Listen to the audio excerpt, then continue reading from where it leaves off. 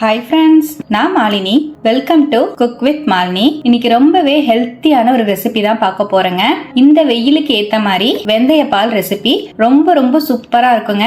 வாரத்துல 2 வாட்டி இந்த வெந்தய பாலை நீங்க குடிச்சிட்டு வந்தீங்கன்னா உடம்புல இருக்கிற சூடெல்லாம் குறைஞ்சு பித்தமெல்லாம் குறைஞ்சு உடம்பு ரொம்பவே ஹெல்த்தியா இருக்கும். வெயிலுக்கு வர்ற சூட்டு கொப்பளங்கள் மாதிரியான பருக்கள் சூட்டு கொப்பளம் எல்லாமே நமக்கு வராம உடம்ப நல்லா ஹெல்த்தியா பார்த்துக்கும். வெந்தயத்துல அதிகமான சத்துக்கள் இருக்குங்க.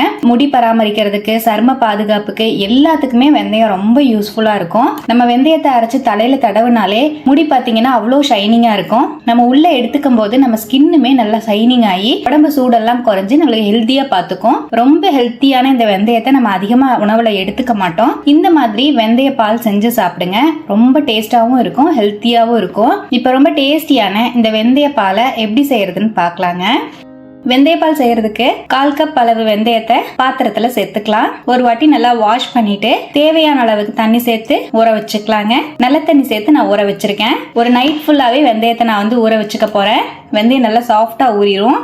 பாருங்க, நான் ஒரு நைட் முழுக்க ஊற வச்சிருந்தேன். வெந்தயம் நல்லா ஊறி வந்திருக்கு. ஒரு வெந்தயத்தை எடுத்து வெள்ளாலேயே நசுக்கி பாத்தீங்கன்னா சாஃப்டா இருக்கணும். இப்ப நமக்கு நல்லா வெந்தயம் ஊறி இருக்கு. இப்ப நம்ம ஊறி வந்த வெந்தயத்தை அப்படியே குக்கருக்கு மாத்திக்கலாம். நல்ல தண்ணி சேர்த்துதான் நம்ம ஊற வச்சிருக்கோம். அதனால அந்த தண்ணியோடவே நான் குக்கருக்கு மாத்திக்கிறேங்க.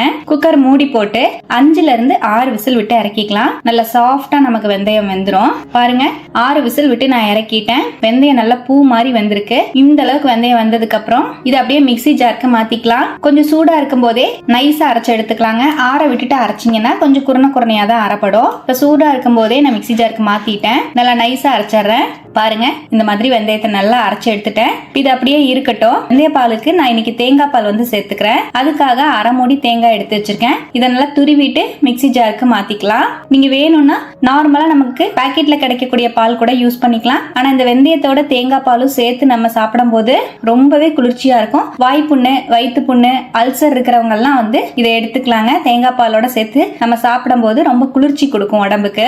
பாருங்க, இந்த மாதிரி தேங்காயை அரைச்சிட்டேன். இதை அப்படியே நம்ம வடிகட்டி வச்சு வடிச்சு எடுத்துக்கலாங்க.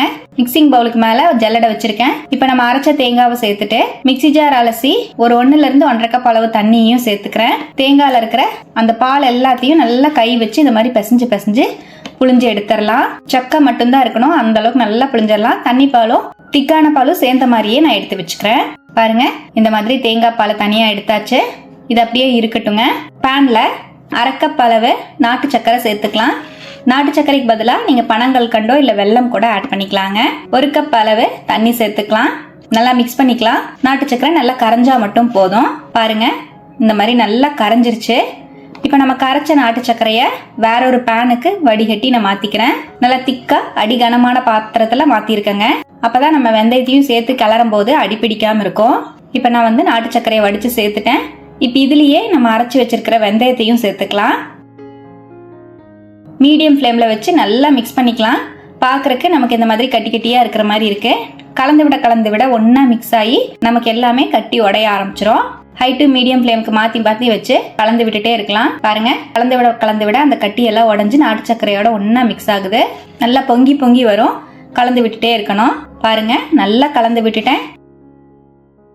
இப்ப நம்ம பாக்குறதுக்கு இப்படி ஒரு அல்வா கன்சிஸ்டன்சில இருக்கு. பாருங்க, நல்லா திக்கா இருக்கு. வெந்தயத்தை வேக வச்சுட்டு அதுக்கப்புறமா நம்ம இந்த மாதிரி வதக்கி எடுக்கிறதுனால வெந்தயத்துல இருக்கிற கசப்பு தன்மையெல்லாம் சுத்தமா நமக்கு தெரியாது. நல்லா கலந்து விட்டுக்கலாம். பாருங்க, இப்ப நல்லா இந்த மாதிரி சுருள கலந்துட்டேன். இந்த அளவுக்கு கட்டி எல்லாம் நமக்கு போனதுக்கு அப்புறம் இப்ப ஸ்டவ்வை அணைச்சிட்டு அந்த சூட்டோடவே நம்ம அரைச்சு வச்சிருக்கிற தேங்காய் பால் பாதி அளவுக்கு நான் சேர்த்துக்கிறேங்க. ஃபர்ஸ்ட் நல்லா கலந்துடலாம். பாதி அளவுக்கு சேர்த்து இந்த மாதிரி நல்லா கரைச்சிட்டேன். தேங்காய் பால் சேர்த்ததுக்கு அப்புறமா ஸ்டவ் ஆன்ல இருக்க வேண்டாம். பாருங்க, இப்ப நல்லா கரைச்சிட்டேன். அவ்வளவுதான், நம்மளோட வெந்தய பால் சூப்பரா ரெடி ஆயிடுச்சு.